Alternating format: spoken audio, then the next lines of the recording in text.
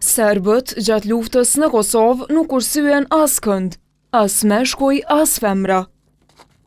Rreth 20.000 kosovar, përveç torturave e keqtrajtimeve njerëzore, u dhunuan seksualisht, plagë e cila edhe pas 27 vjetësh vazhdon të rëndojnë mbi ta. Për të merret që kanë përjetuar, ata kanë të drejtë të aplikojnë për njohjen e statusit të viktimës së dhunës seksuale gjatë luftës. Deri më tani, mbi 2300 persona kanë kërkuar këtë status, ndërsa rreth 1800 janë aprovuar. Prej tyre, 9% janë burra.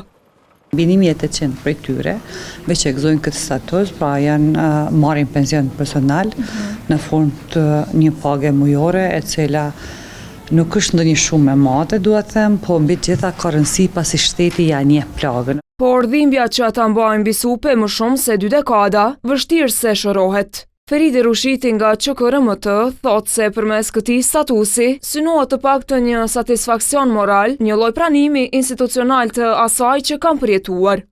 Ka fillu në nivel shoqëror, me pas një lëvizje, mirë po duhet punohet ende me familjarët, mendoj që stigma ende ekziston në familje, ende e kanë të vështirë, gratë dhe vajzat, por edhe djemt me dalë prej këtij rreti ngushtë familjar, për faktin që frika se mund të zbulohen, mund të dihet identiteti i tyre ekziston. Heshtjen e viktimave seksuale gjatë luftës e kishte thyer në vitin 2018 Vasfije Krasniqi.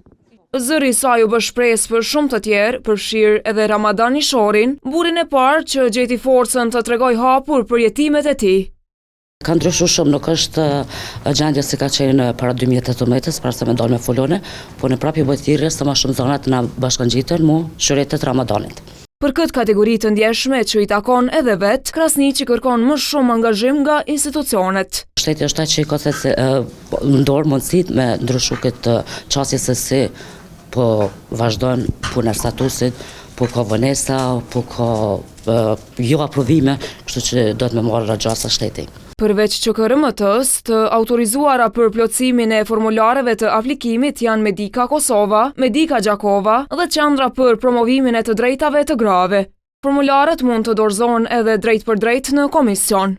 Më 14 prill, ditën kur Kosova përkujton viktimat e dhunës seksuale të luftës, qeveria vendosi ta zgjasë afatin për aplikim deri në maj të vitit 2027. Shoqëria civile vazhdimisht ka ngritur zërin kundër kufizimeve kohore, duke theksuar se krimet e luftës nuk vjetërsohen.